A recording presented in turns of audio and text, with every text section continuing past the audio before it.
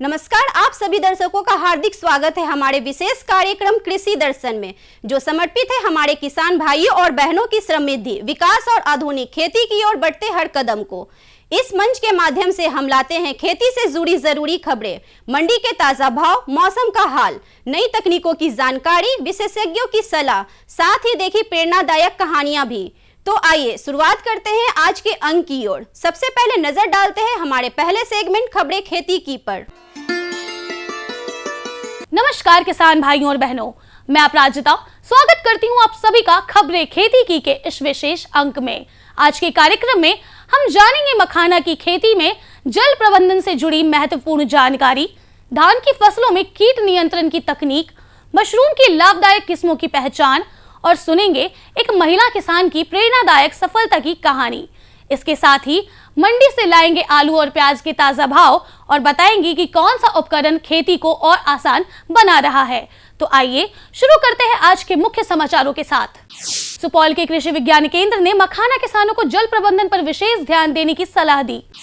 ICR Patna के वैज्ञानिकों ने धान की फसलों में कीट नियंत्रण के लिए कॉविल्डोर और इंडोसल्फास के छिड़काव की सिफारिश की।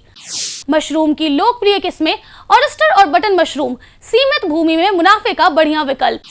जीरो टिलेज यंत्र किसानों के लिए बना खेती का सशक्त उपकरण, जिससे बीज बुआई का काम हुआ और भी आसान।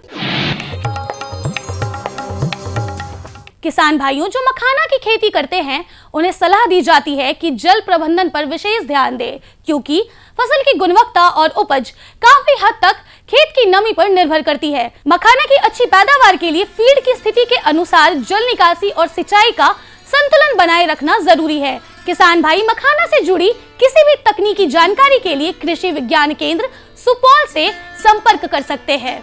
आज जो है मखाना की खेती हमारे यहाँ दो तरह के सिचुएशन में हो रहा है।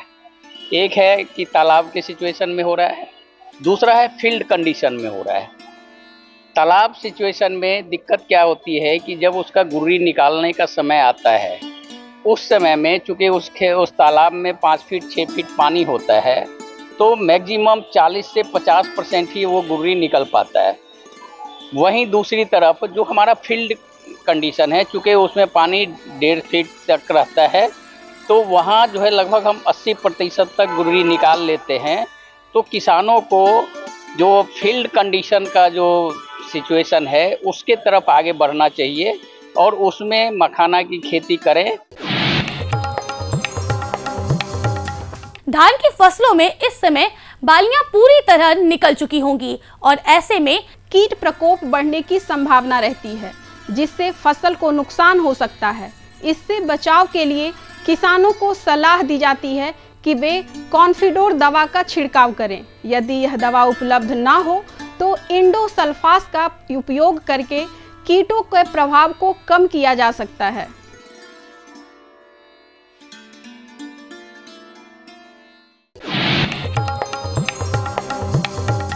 किसान भाई सीमित भूमि में भी मशरूम की खेती करके अच्छा मुनाफा कमा सकते हैं। बाजार में सबसे ज्यादा मांग वाली मशरूम की किस्में हैं ऑयस्टर मशरूम और बटन मशरूम।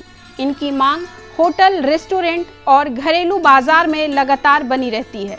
इन किस्मों का स्वाद और बनावट विशेष होते हैं, जिससे ये अधिक लोकप्रिय हैं और किसानों को बेहतर आमदनी देती हैं।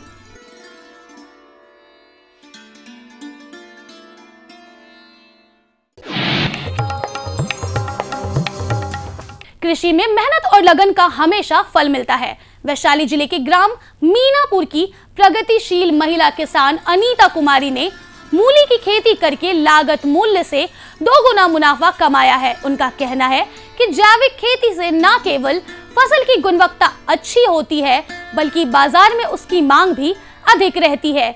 अनीता कुमारी की यह कहानी महिला किसानों के लिए प्रेरणा स्रोत है, जो यह साबित करती है कि समर्पण और वैज्ञानिक पद्धति से खेती करने पर हर फसल लाभदायक बन सकती है।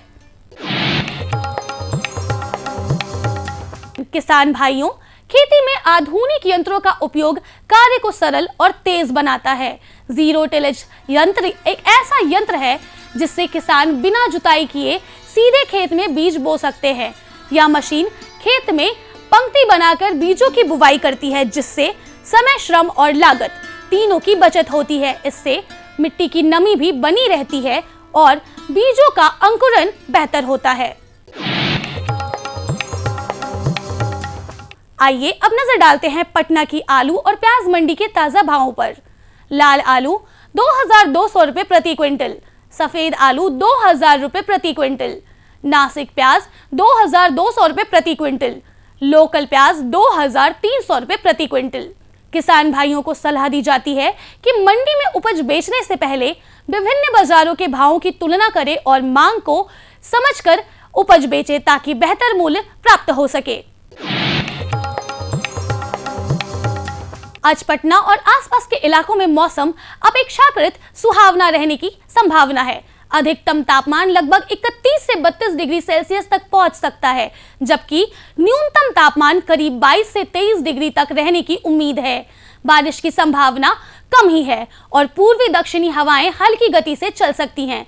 दिन के समय बादल छाए रह सकते हैं, लेकिन बारिश की व्यापक संभावना नहीं है। किसान भाइयों को सलाह दी जाती है कि सिंचाई योजनाएं मौसम के अनुसार समायोजित करें। यदि पहले से पानी उपलब्ध है तो अतिरिक्त सिंचाई की आवश्यकता कम ही हो सकती है। तो यह थी आज की प्रमुख खेती बाड़ी से जुड़ी खबरें, मंडी के ताजा भाव और मौसम का पूर्वानुमान। साथ ही हमने जानी कुछ नई तकनीकें और मशीनें जिनसे खेती और पशुपालन को और अधिक सशक्त, लाभकारी बनाया जा सकता है। और हाँ, हमें मिली एक किसान की प्रेरणादायक सफलता की कहानी भी, जिसने साबित किया कि परंपरागत खेती भी अगर सही तरीके से की जाए तो बेहतर मुनाफा और पहचान दोनों मिल सकते हैं। अब समय है हमारे अगले सेगमेंट का, जिसमें हम जुड़ेंगे एक और महत्वपूर्ण जानकारी के साथ। यह विषय ना सिर्फ खेती किसानी से जुड़े लोगों के लिए महत्वपूर्ण है, बल्कि इससे जुड़ी बातें आने वाले समय में नए अवसरों का द्वार भी खोल सकती हैं।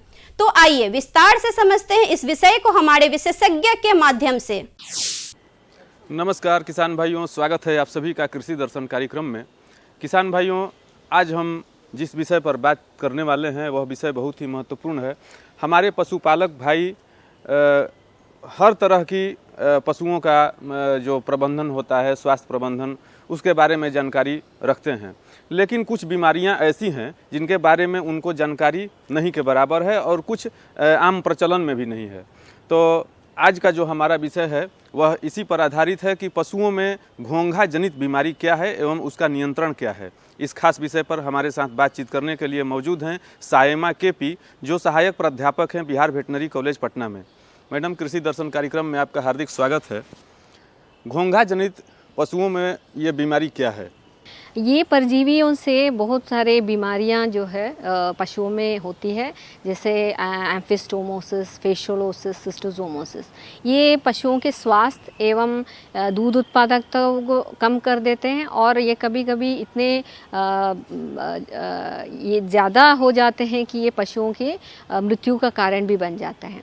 घोंघा जनित बीमारियां ये ज़्यादातर बारिश के मौसम में ही पाए जाते हैं और इस बीमारियों का, क्योंकि इस मौसम में ज़्यादा पानी इकट्ठा होते हैं और पानी इकट्ठा होने के कारण ये घोंघे के पनपने के लिए ये एक आदर्श वातावरण प्रदान करता है। तो इस मौसम में और ये बारिश के मौसम के बाद के टाइम में ये ज़्यादातर ये बीमारी ज़्यादा होती है, क्योंकि उस समय में घोंघे की संख्या जो है चरम पर रहते हैं और इस समय परजीवी भी अधिक सक्रिय होते हैं। तो इस समय में हम लोगों को जो है ज़्यादातर घोंघे जनित बीमारियां ज़्यादातर आपको बारिश और बारिश के बाद के मौसम में ज़्यादातर दिखती हैं। मैडम, जैसा कि आपने अभी हमारे किसान भाइयों को बतलाया कि ये बरसात के मौसम में ये बीमारी पनपता है, तो अगर हमारा दुधारू जो पशु है वह घोंघे जनित बीमारी से ग्रस्त हो चुका है तो इसके लक्षण क्या हैं? कैसे हमारे पशुपालक भाई जान पाएंगे कि हमारा पशु इस बीमारी से ग्रस्त हो चुका है?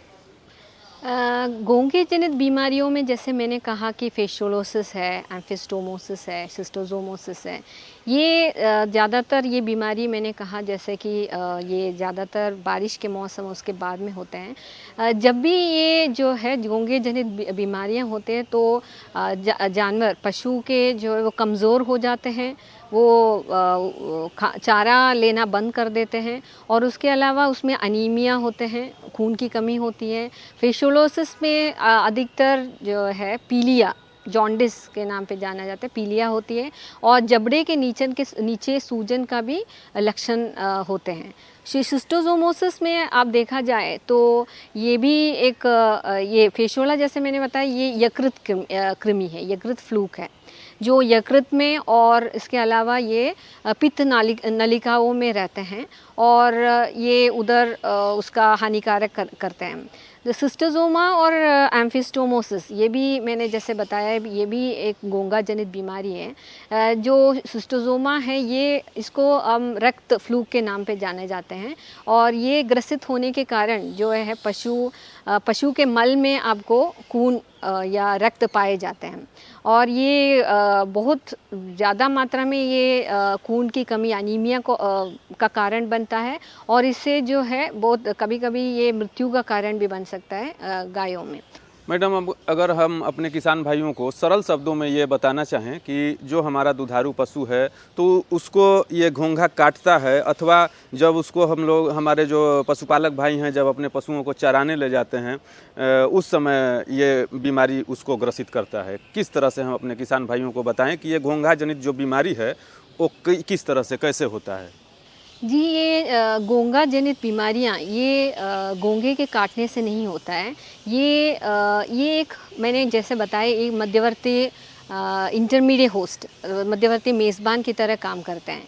तो इसमें जैसे फेशियोला है, फेशियोला जाइजेंटिका से होते हैं और फेशियोलोसिस जो फेशियोला जाइजेंटिका से होते हैं और वो यकृत कृमि है, यकृत फ्लूक है और उसके अंदर जो है ये मैच्योर जो परजीवी हैं वो यकृत में रहकर और माइल डक्ट में रहकर इसके अंडा जो है मल विसर्जन के साथ वो बाहर निकलते हैं और ये अंडा जब एनवायरनमेंट में आते हैं, जब पर्यावरण में आते हैं तो ये जो है इसके बच्चे, इसके अंदर से इसके बच्चे बाहर आते हैं और ये जो लावल स्टेजेस है ये घोंघे के अंदर जाकर इसका प्रजनन होती है और इसके बाद इसका एक स्टेज बाहर निकलता है वो सर्केरिया और ये जो है ये घासों में और घास और पेड़ पौधों में ये जाकर चिपक जाते हैं और मेटासर्केरिया के नाम से जाने जाते हैं।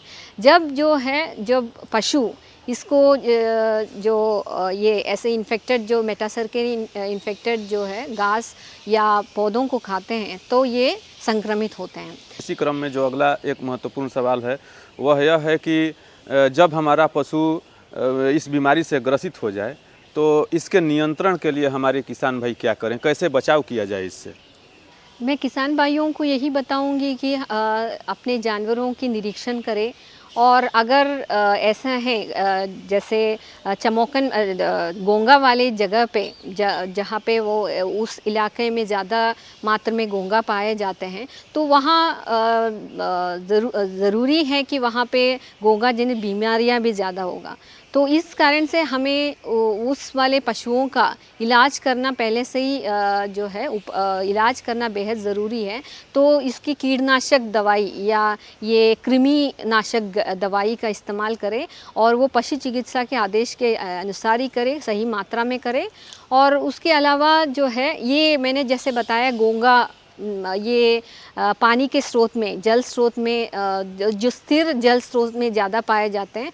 तो जैसे बारिश के बाद के मौसम में किसानों को सावधानी रखना चाहिए, उस स्रोत से जो है अपने जानवरों को दूर रखना चाहिए ताकि इसका जो है बीमारी नहीं फैले।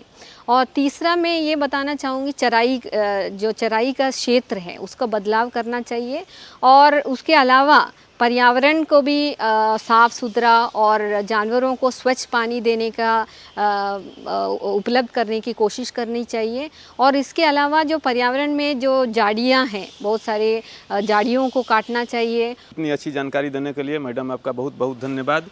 और किसान भाइयों, मिलते हैं कृषि दर्शन कार्यक्रम के अगले भाग में एक नई जानकारी के साथ। तब तक हमें और हमारी पूरी टीम को दीजिए इजाज़त। नमस्कार।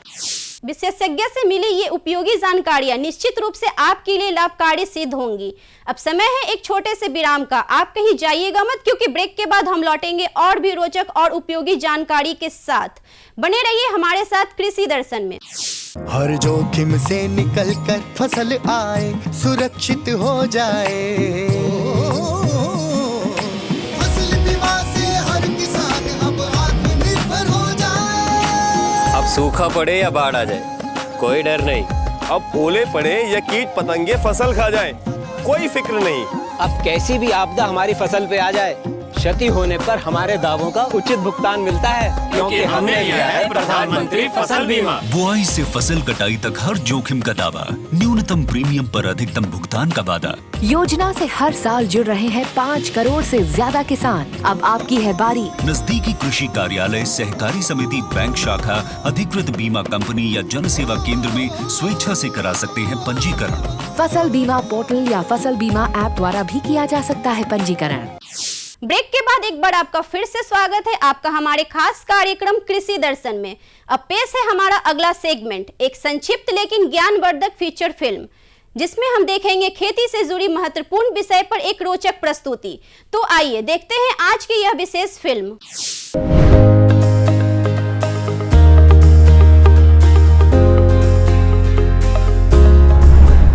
मातृभूमि पुत्रोहम पृथ्व्या, अर्थात धरती हमारी माता है और हम उसके पुत्र। माता और पुत्र के इस रिश्ते को सदियों से सींचती आई है हमारी प्राकृतिक कृषि या देसी गौ आधारित कृषि। प्राकृतिक कृषि का अर्थ है बिना रसायन और बाहरी आदानों के प्राकृतिक संसाधनों का खेती के साथ समन्वय।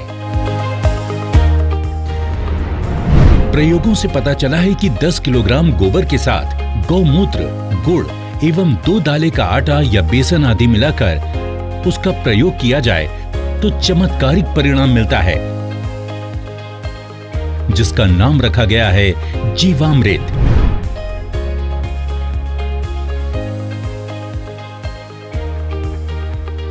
प्राकृतिक कृषि प्रक्रिया में धरती का अमृत जीवामृत। आइए हम जानते हैं कि जीवामृत का निर्माण कैसे होता है। जीवामृत निर्माण के लिए जरूरी सामग्री: 10 किलोग्राम देसी गाय का गोबर, 8 से 10 लीटर देसी गाय का मूत्र, 1.5 से 2 किलोग्राम गुड़, 1.5 से 2 किलोग्राम बेसन, 180 लीटर पानी और मुट्ठी भर पेड़ के नीचे की मिट्टी। आसानी से उपलब्ध इन सामग्रियों से जीवामृत बनाने की विधि भी इतनी सरल है कि कोई भी किसान इसे अपने आप बना सकता है। इन सामग्रियों में से गुड़, बेसन एवं गोबर को पानी या तो गौमूत्र का उपयोग करके लिक्विड जैसा बना सकते हैं। अब इन सामग्रियों को एक ड्रम में डालकर उसे लकड़ी के एक डंडे से घोलना है। ठीक से घोलने के बाद जीवामृत बनने के लिए 2 से 3 दिन तक छाया में रख देना है।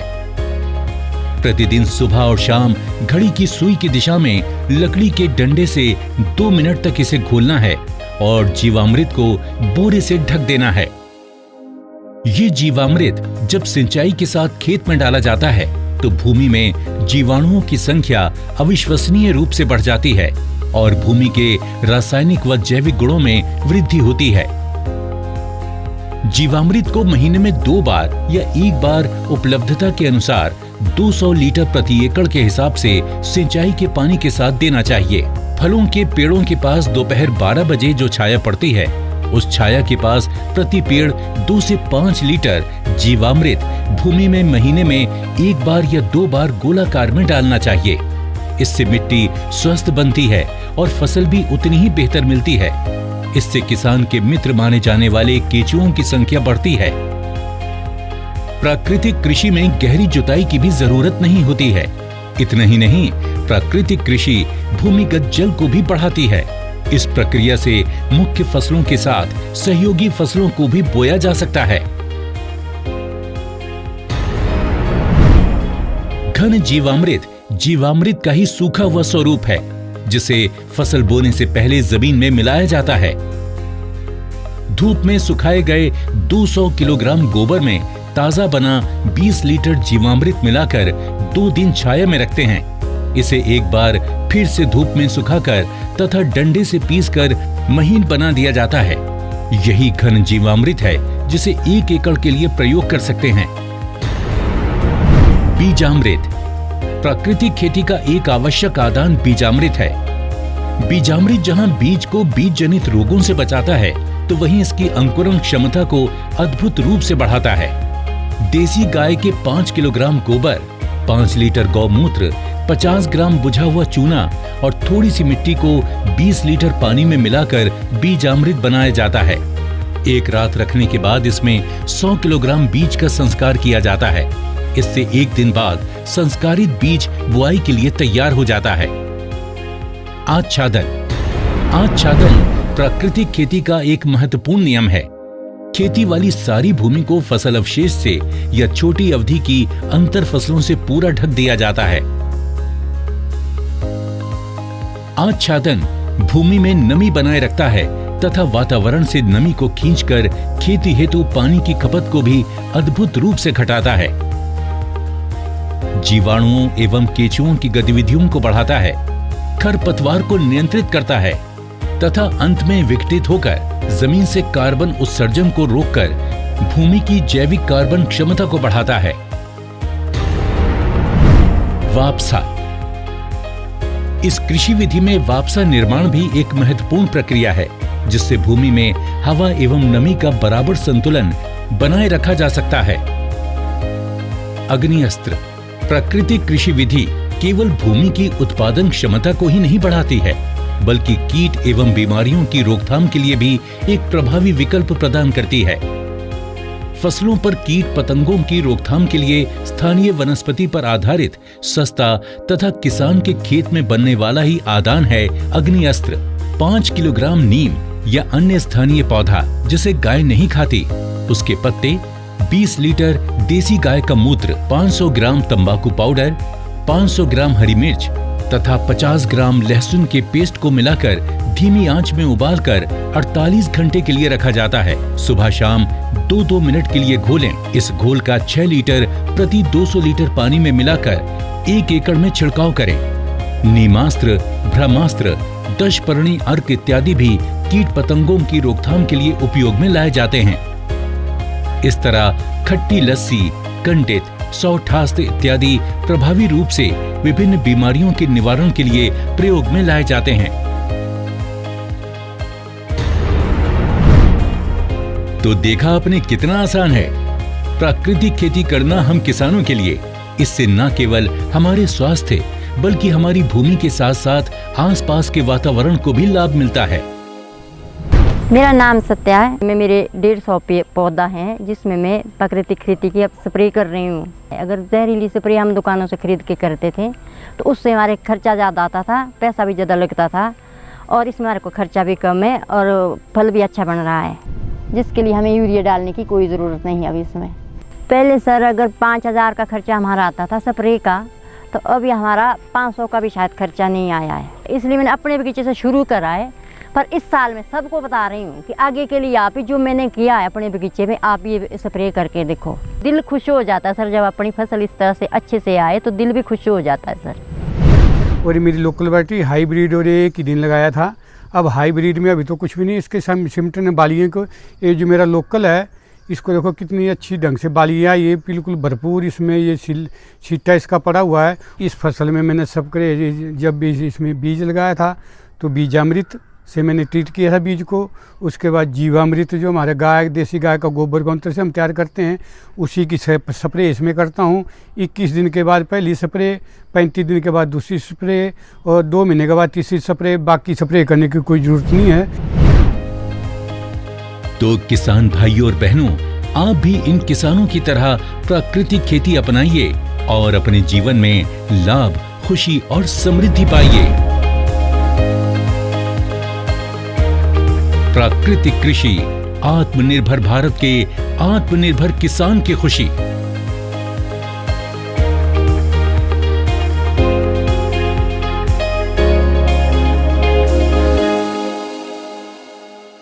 तो दर्शकों, यही था कृषि दर्शन का आज का अंक, जहां हमने जानी खेती से जुड़ी अहम खबरें, मिले विशेषज्ञों की सलाह, देखी आधुनिक तकनीक और उपकरणों की जानकारी और सुनी एक प्रेरणादायक सफलता की कहानी। हमें पूर्ण विश्वास है कि यह कार्यक्रम आपके लिए उपयोगी और जानकारी पूर्ण रहा होगा। हम फिर हाजिर होंगे ऐसे ही और भी रोचक और ज्ञानवर्धक विषयों के साथ। तब तक आप स्वस्थ रहें, खुशहाल रहें और खेती के क्षेत्र में लगातार आगे बढ़ते रहें। नमस्कार। हमारा पता है कृषि दर्शन, कमरा नंबर 203, द्वारा केंद्र निदेशक, दूरदर्शन केंद्र पटना, फ्रेजर रोड, पटना। आप हमसे ईमेल के माध्यम से भी संपर्क कर सकते हैं। हमारा ईमेल है directorddkpatna@gmail.com या kddkpatna@gmail.com।